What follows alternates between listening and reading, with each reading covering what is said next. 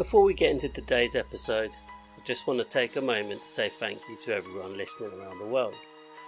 It still amazes me how far this show has travelled, so a few quick shout outs this week.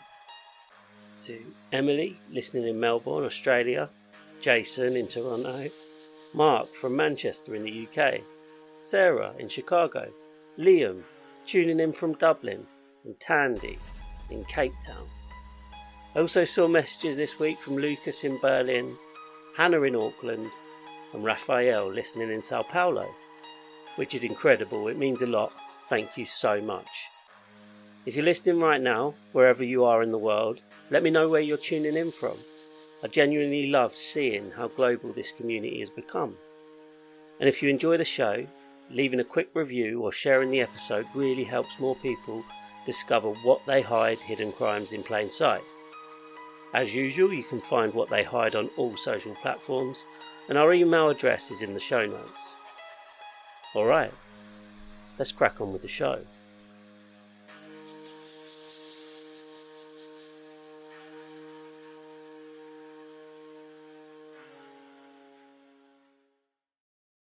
This episode contains discussion of serial murder, violence, and disturbing crimes against young travellers. Some details may be upsetting for some listeners. Listener discretion is strongly advised.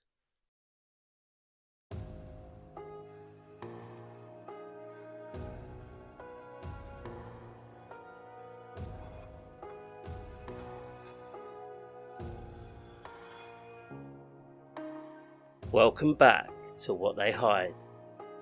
This week's episode is the beginning of a two-part story, and for the first time on this podcast, we're heading down under to a stretch of forest just outside Sydney, a place that looks peaceful during the day. Tall eucalyptus trees, red dirt tracks, winding deep into the bush, and long quiet roads where travellers once stopped to hitchhike between cities. But in the early 90s, police in New South Wales began making discoveries in that forest. Human remains, then more remains, and then more again. Backpackers from across the world had come to Australia looking for adventure. What they found instead was something far darker, hidden in the dense bushland of Belanglo State Forest. At first, the cases seemed unrelated. Different victims, different countries, different timelines. But as investigators began piecing the evidence together, a chilling pattern began to emerge. Young travellers were disappearing along the same highways, last seen hitchhiking, last seen accepting rides from strangers. And somewhere along those long rural roads, someone had been hunting them. His name was Ivan Milat, and the crimes he committed in the Australian bush would become one of the most disturbing serial murder cases in the country's history. Over the next 2 episodes, we'll examine the backpackers who vanished while travelling through Australia, the horrifying discoveries inside Belanglo State Forest, the investigation that slowly began closing in on a suspect, and the man whose family connections, lifestyle and behaviour would eventually lead detectives straight to his door. Because what happened in Belanglo wasn't just a series of murders. It was a story of travellers searching for freedom and a predator waiting along the roadside. This is Ivan Milat and the killings in Belanglo State Forest.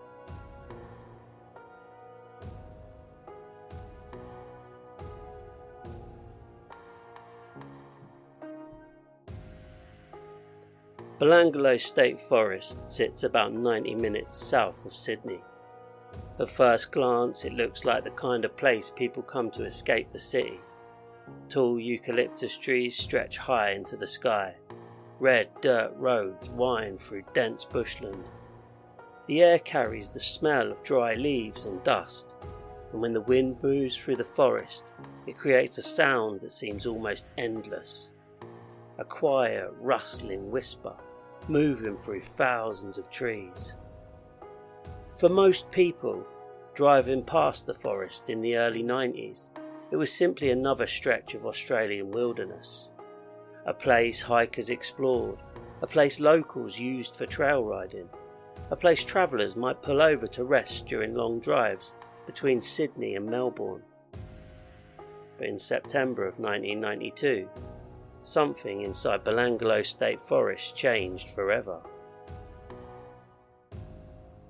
A group of runners had entered the forest for a normal afternoon jog.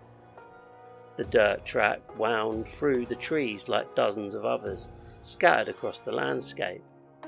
At first nothing seemed unusual. The quiet hum of insects, the wind brushing through the canopy above. But as they moved deeper along the trail, something caught their attention, something partially hidden beneath the leaves. At first they weren't sure what they were looking at. The shape seemed wrong, out of place, and as they stepped closer, the realization came slowly. What they had found wasn't an animal. It was human remains.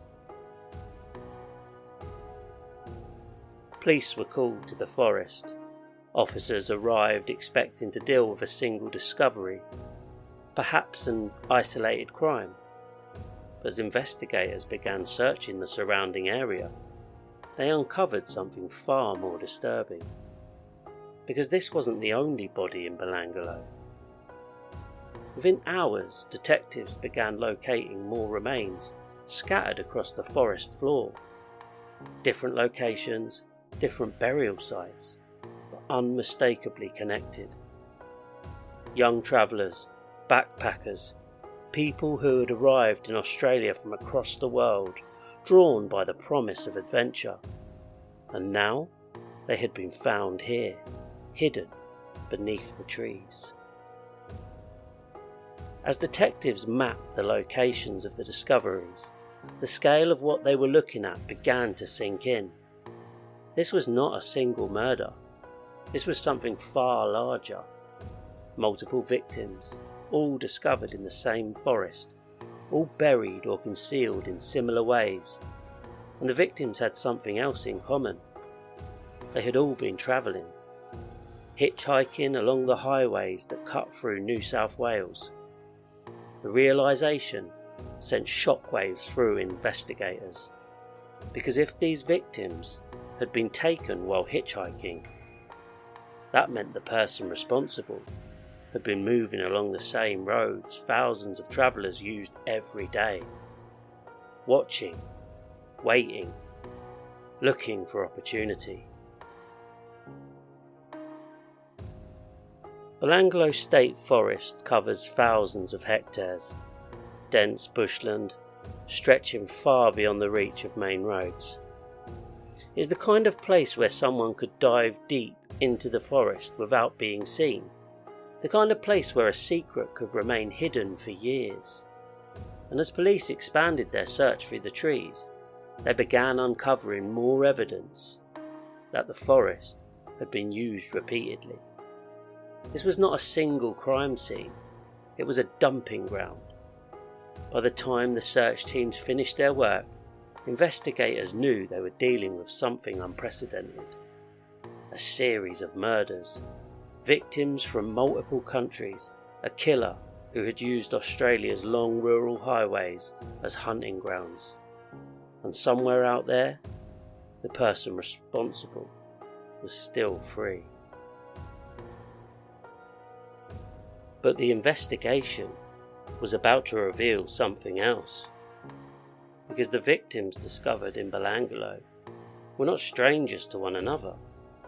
Their stories were connected by a common journey.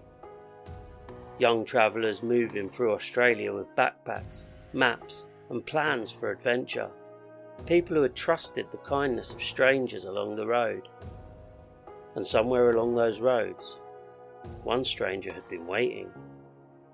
His name was Ivan Milat, and the crimes hidden inside Belanglo State Forest would soon become one of the most infamous serial murder cases in Australian history.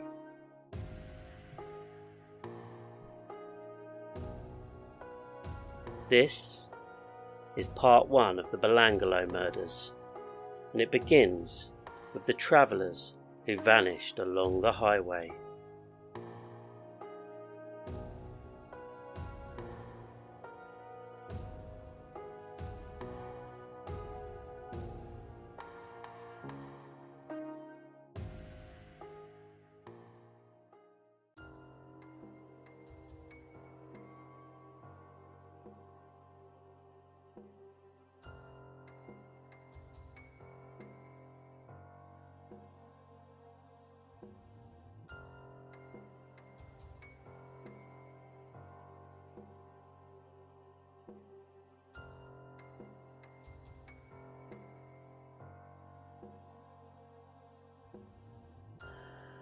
To understand how the murders in Belanglo happened, you have to understand the culture of travel in Australia during the 80s and 90s.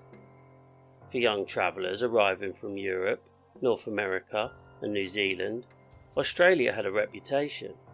It was a place of distance, open roads, endless coastlines, a country where adventure seemed to wait just beyond the next town. And thousands of young backpackers came every year to experience it.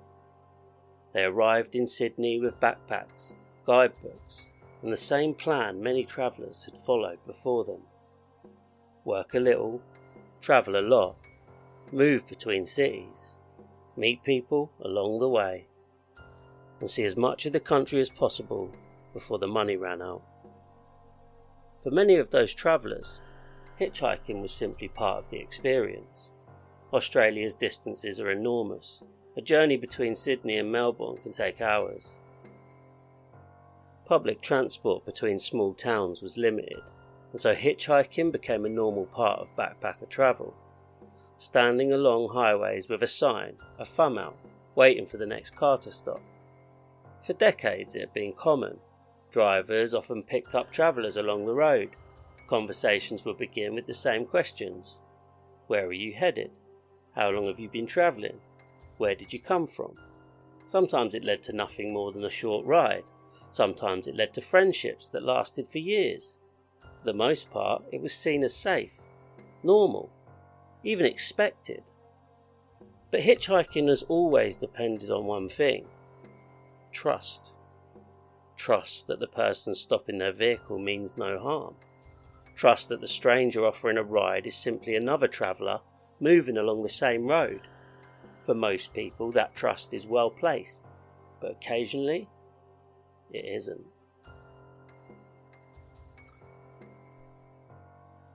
The highways south of Sydney were particularly popular with backpackers. The road between Sydney and Melbourne was one of the most travelled routes in the country. Tourists moved along it constantly, stopping in small towns, exploring national parks, looking for the next place to stay. And scattered along that highway were countless quiet roadside pull-offs, places where travellers waited for rides, places where strangers met, places where someone could disappear without drawing immediate attention. Because when someone is travelling from one country to another, their movements often go unnoticed for a while. Friends and family may expect days or even weeks between phone calls. Travel plans change, routes shift, and if someone disappears along the road, it can take time before anyone realises something has gone wrong. That reality created the perfect environment for someone who wanted to hunt unnoticed. A person who understood the rhythm of the highways, the routes the backpackers use, the places where someone might be alone beside the road. And somewhere along those highways in the late 80s, someone had already begun watching. In December 1989, 2 young travellers set out on a journey along the same highway. They were James Gibson, a 20-year-old Australian man from Victoria, and Deborah Everest, a 19-year-old from Melbourne. The pair had met while travelling. Like many young backpackers, they were making their way north through New South Wales. Their journey should have been simple, just another stretch of road between cities. But somewhere along that route, something went wrong. Because after leaving the highway, James Gibson and Deborah Everest were never seen alive again. At the time, their disappearance raised concern among friends and family, but the connection to Belanglo State Forest had not yet been discovered. That truth would remain hidden for years, buried beneath the trees, waiting to be found. And as investigators would eventually discover, James and Deborah were not the only travellers who had vanished along those roads.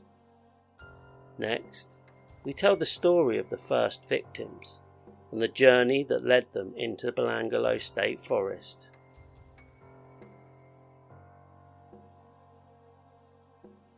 In the summer of 1989, the highways running between Melbourne and Sydney were busy with travellers. Holiday makers, truck drivers, backpackers moving between Australia's major cities. Among those travellers were two young people whose paths had crossed during their journey: Deborah Everest and James Gibson. Deborah was 19 years old, from Melbourne. Friends described her as adventurous and independent, the kind of person drawn toward new experiences, someone who wanted to explore the world beyond her hometown. James Gibson was 20, also from Victoria. He had been travelling through Australia, moving between cities and meeting people along the way. Like many young travellers at the time, he relied on hitchhiking to move between destinations. It was common, normal, and for most people along those highways it worked without incident. At some point during their travels, James and Deborah met. They decided to continue part of the journey together. Two young travellers sharing the same road, the same plan, the same excitement of seeing what lay ahead. In December 1989, they were travelling north along the Hume Highway, the major road connecting Melbourne to Sydney. For hitchhikers, this route was one of the easiest ways to move between the two cities. Cars passed frequently, drivers were often willing to stop, and the journey could be completed in stages with multiple rides. But somewhere along the highway, Deborah and James accepted a ride that would become their last. The exact moment remains uncertain, the location unknown. What investigators would later piece together suggested the two travellers had been picked up by someone who appeared helpful, friendly, just another driver moving along the road. Instead, they had encountered a man who had been watching those highways for opportunity, a man who understood exactly how vulnerable hitchhikers could be. At some point during the journey, Deborah Everest and James Gibson were taken into Belanglo State Forest, a vast area of bushland stretching far from the main roads. Once inside the forest, the isolation is immediate. The sounds of traffic disappear, the trees grow dense, and the red dirt tracks twist deeper into the bush.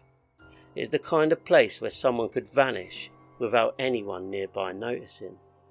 What happened next would remain hidden for years, because after entering Belanglo State Forest, Deborah Everest and James Gibson disappeared.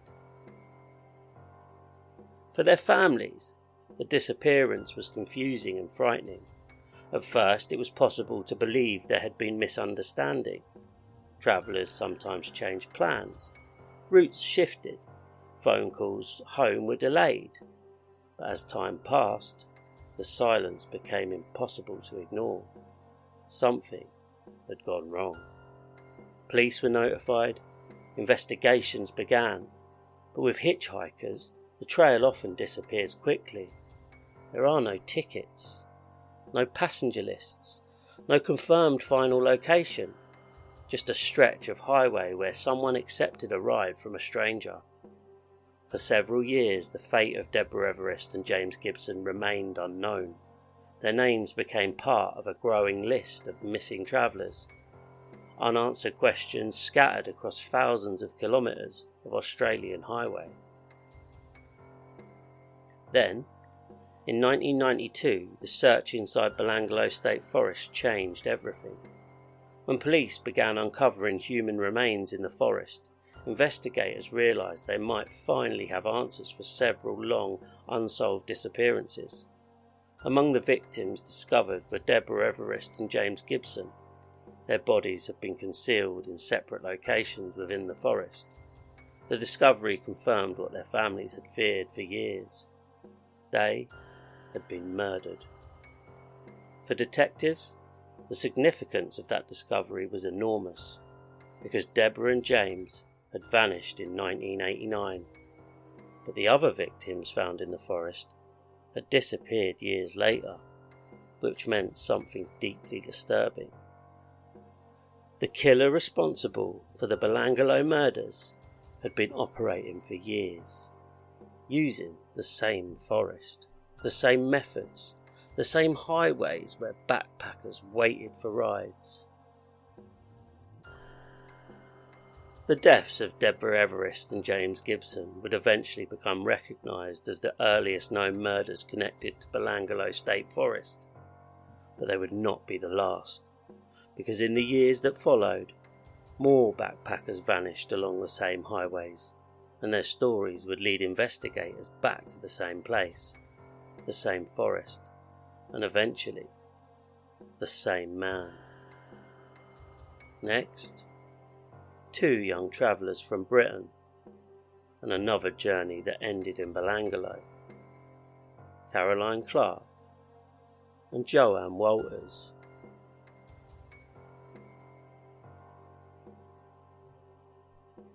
By the early 1990s, Australia had become one of the most popular destinations for young travellers from Europe. For many backpackers, it represented freedom, a place where the journey itself mattered as much as the destination. People travelled light, moved between cities, met strangers who quickly became friends, and followed the long highways that connected Australia's vast distances. Among those travellers were 2 young women from Britain, Caroline Clark and Joanne Walters, both in their early 20s, both exploring Australia together. Caroline had grown up in England with a curiosity about the world beyond home. Friends later described her as warm and outgoing, someone who embraced the adventure of travelling. Joanne was quieter, but just as excited about the journey ahead.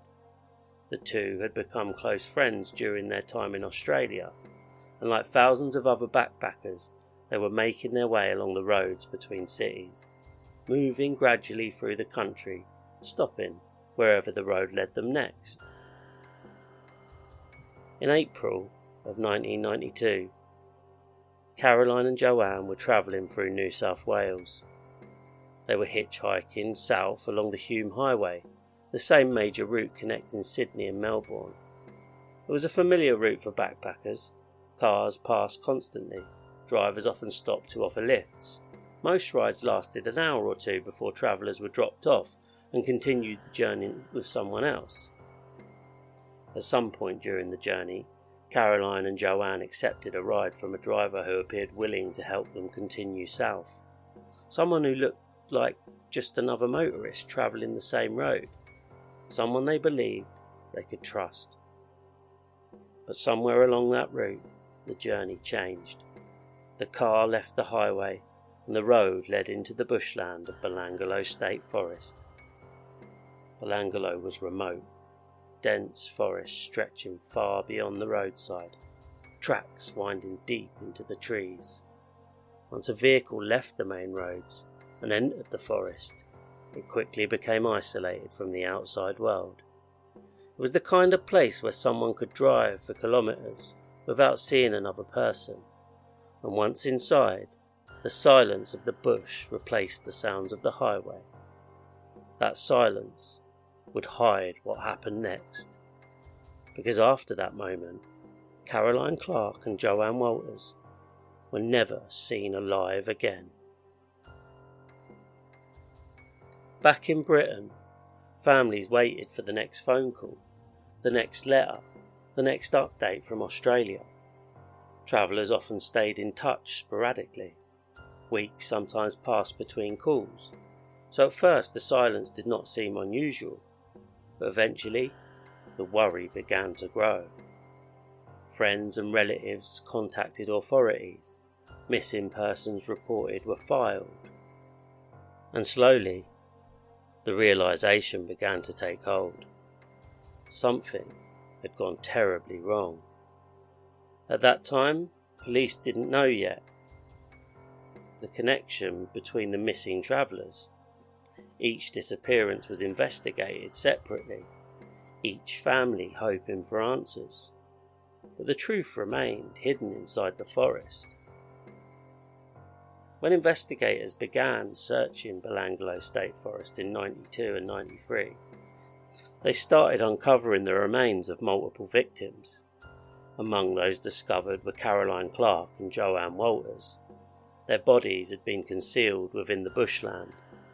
Like the earlier victims, they had been taken into the forest and murdered. For detectives, the pattern was now undeniable. Young travellers hitchhiking along the same highway, picked up by someone offering a ride, then driven into Belanglo. The discovery of Caroline and Joanne confirmed something investigators had begun to fear. The murders were not isolated incidents. They were connected, part of a series of crimes carried out by someone who understood the highways, someone who knew exactly how backpackers travelled, and someone who had used Belanglo State Forest again and again.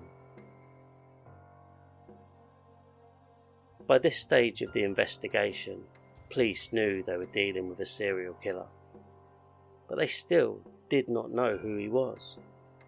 Somewhere out there, the man responsible was still living his life, driving the same roads, moving through the same communities, and watching the same highways where travellers waited for rides.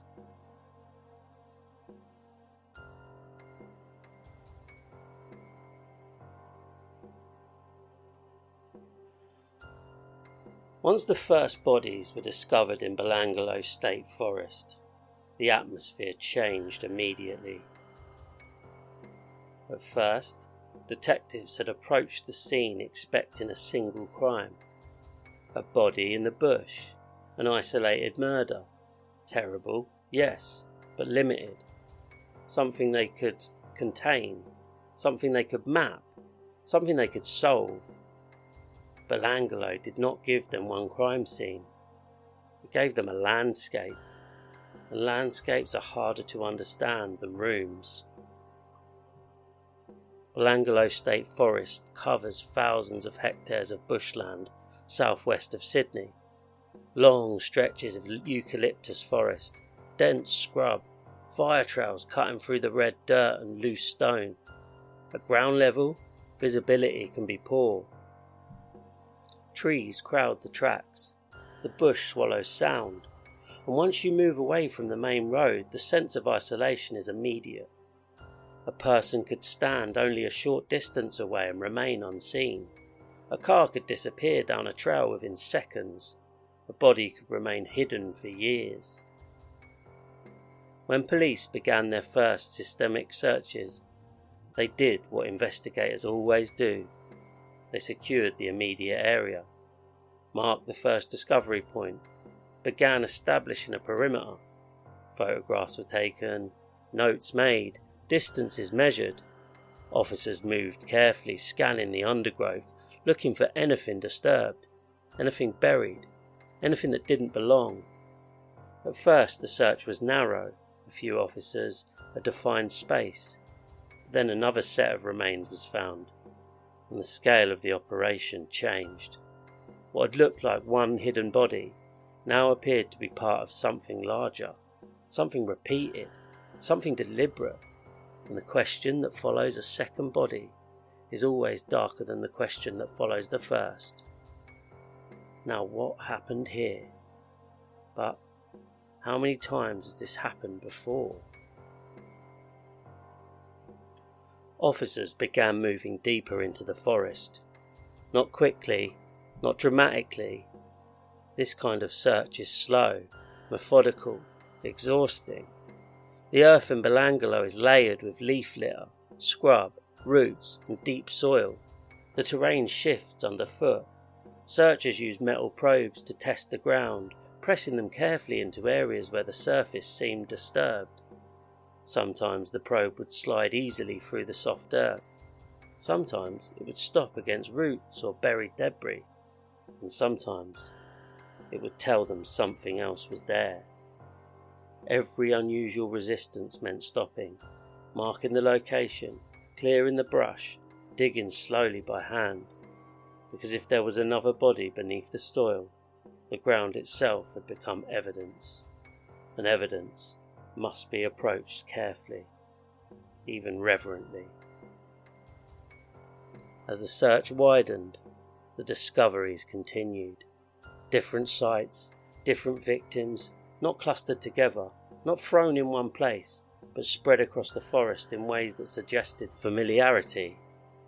The killer knew Belanglo, knew where to turn off the main track, knew where the bush thickened, knew where someone could dig without being seen, knew where the forest would hold silence. That detail was important to investigators because it suggested not just violence, but comfort. Someone had moved through Belanglo with confidence, the way a local moves through known ground, the way a hunter moves through a place he has already chosen. By now, this was no longer a local search. This was becoming one of the most significant murder investigations in New South Wales. The search operation expanded. More officers, more forensic staff, more mapping, more coordination.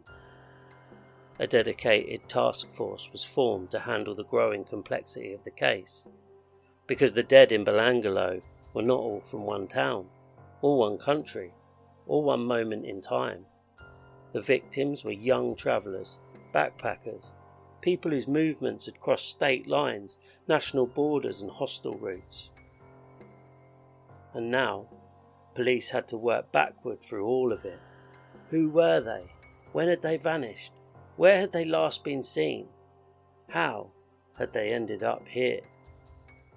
Investigators spread maps across tables, highways, hostels, train stations, bus routes. They began cross-referencing missing persons reports.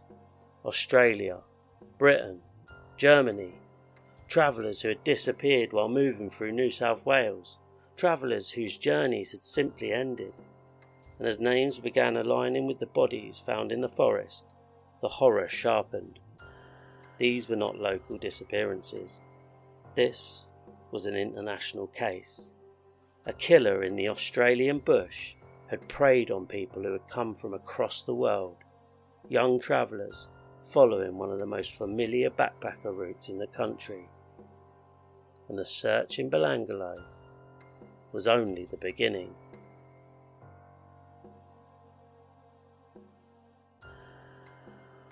There's something uniquely haunting about the discovery phase of a serial murder investigation, because this is the point where missing persons become confirmed dead, where hope, however faint, collapses. For families, uncertainty is unbearable, but certainty could be devastating in a different way. Now, there is no possibility of mistaken plans, no fantasy of a delayed postcard, no imagined explanation waiting at the end of the phone line. Now there is only the truth, and the truth is buried. Every time police uncover remains in Belanglo, another family somewhere in the world moved from uncertainty into grief. A son, a daughter, a friend who should have kept travelling, a backpacker whose route should have continued south or north or inland, anywhere but here. And for the detectives work in the forest, that emotional weight grew heavier with each discovery, because the dead were accumulating, and so was the implication. As the remains were identified, a clearer pattern began to form. Young travellers, mostly backpackers, travelling through New South Wales, often hitchhiking between Sydney and Melbourne, vanishing along the highway, then later discovered in Belanglo State Forest. That pattern told investigators something critical. The killer was not hurting randomly in the forest. The killer was using the roads. Belanglo was the dumping ground. The highway was the hunting ground, which meant the murders had likely begun much earlier than discovery of the bodies. And that meant something worse.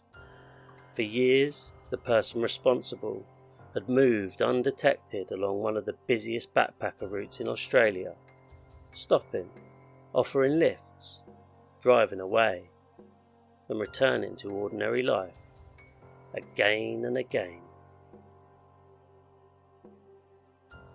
Police now had to do something incredibly difficult: reconstruct movements that had happened months, and even in some cases years earlier. That meant speaking to hostel workers, other travellers, petrol station attendants, drivers who had once picked up hitchhikers and dropped them off again. Tiny details suddenly became crucial. A memory of 2 women by the roadside, a man in a 4-wheel drive, a traveller mentioning they were heading south, a last confirmed sighting near a motorway exit. Each fragment mattered, and each fragment revealed how vulnerable backpacker travel could be. Because on the road, identity becomes fluid. You're often known only by first name. You move hostels quickly. You depend on informal rides.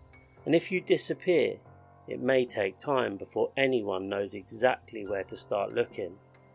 For a killer, that delay is useful. For investigators, it's a nightmare.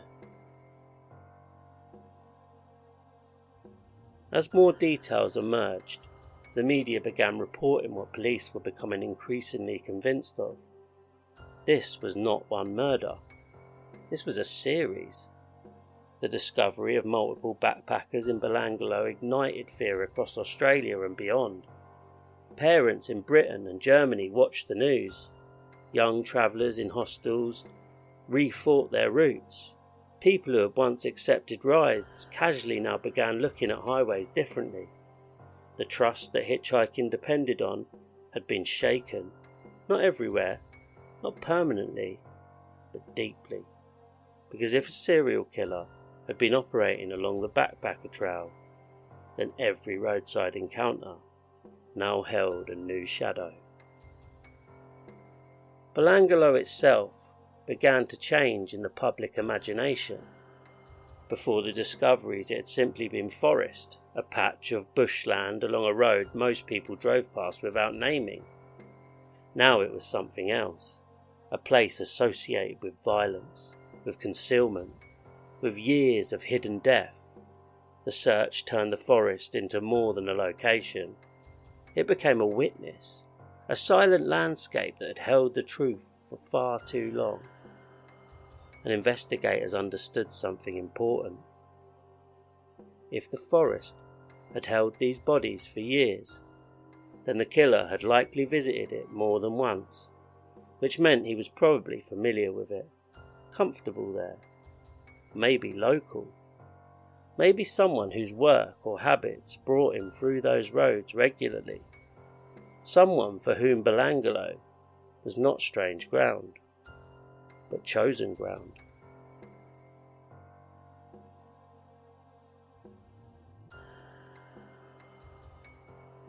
At this stage, detectives still did not have a suspect they could name publicly, but their thinking had changed. They were no longer looking for a random predator passing briefly through New South Wales. They were looking for someone who knew the highways, knew the bush, knew the habits of backpackers. Likely a man, likely local or semi-local, likely mobile, and very likely someone who had done this more than once without drawing serious attention. That last detail is the most unsettling.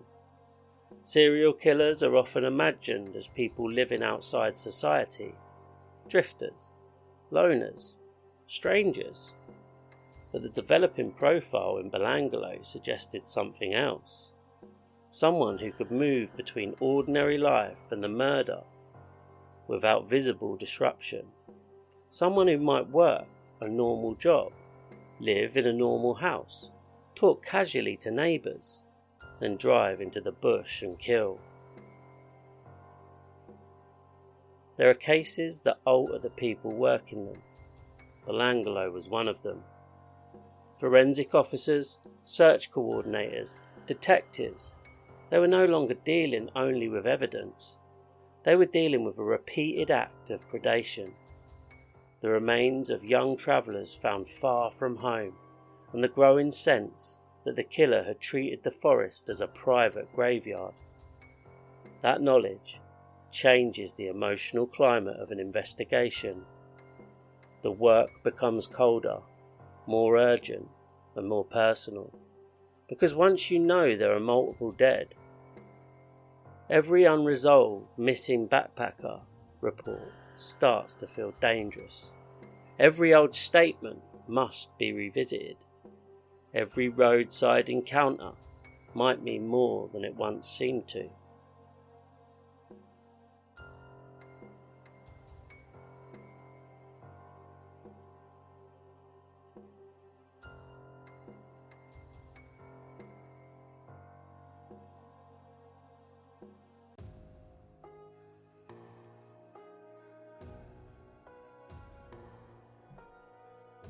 By the time the police had finished searching Belanglo State Forest, the scale of the investigation had changed completely.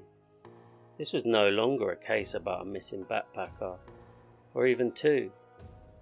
It was now clear that multiple travellers had entered the forest over several years and never left. For detectives, one fact quickly became impossible to ignore.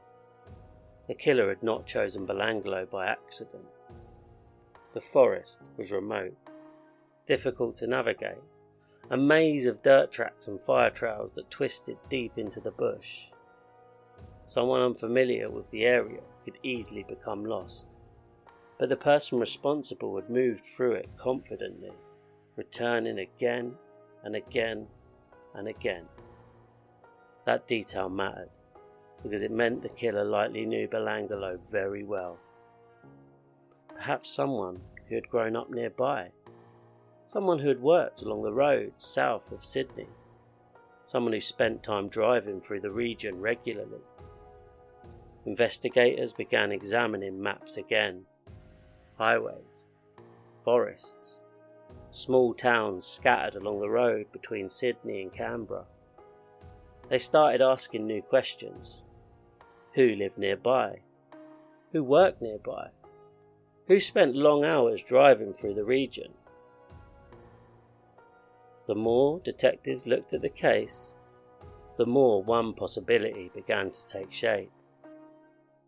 The killer might not be a stranger passing through. He might be someone who had lived in the area for years. Someone who knew the bush tracks, someone who knew the hitchhiking routes, someone who understood exactly where backpackers waited beside the road. And if that theory was correct, then the man responsible might already be living among the same communities investigators were now searching, working, talking to neighbours, reading the same newspaper headlines about the Belanglo murders, and quietly watching as police tried to understand what had happened inside the forest he knew so well.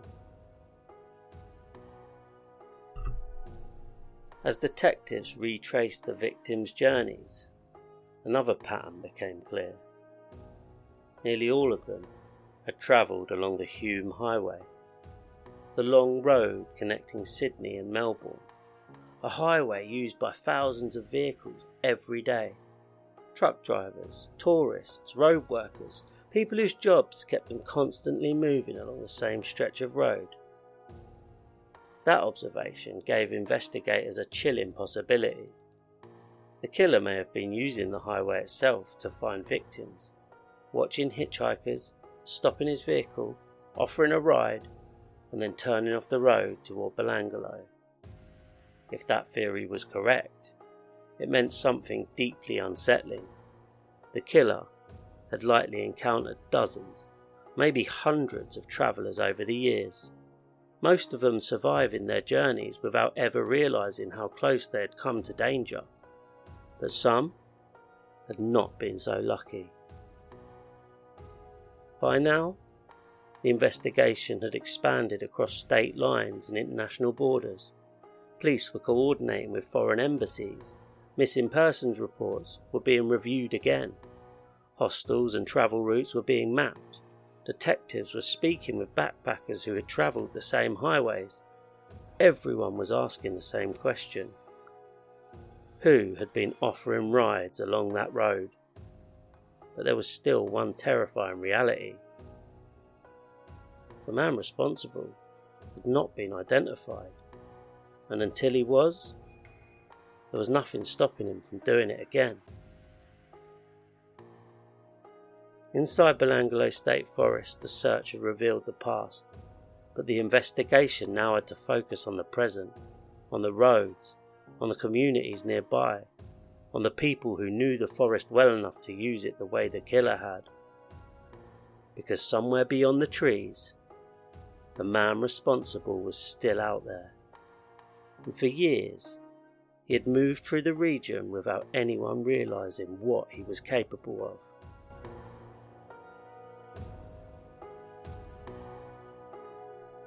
Travellers had entered Belanglo State Forest and hadn't come out.